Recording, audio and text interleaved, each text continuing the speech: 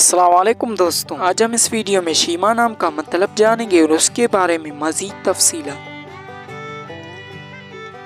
نام ہے شیما۔ شیما نام کا لفظ کس زبان سے ہے؟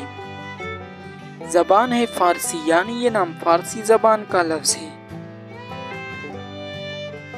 شیما نام کا تعلق کس مذہب سے ہے؟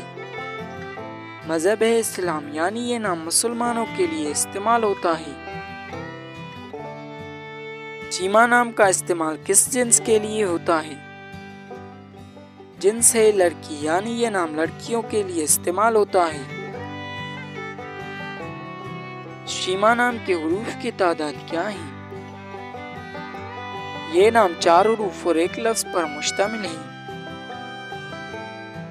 شیما نام کے اردو معنی کیا ہیں؟ شیما نام کے اردو معنی ہیں اماں، امی، ماں۔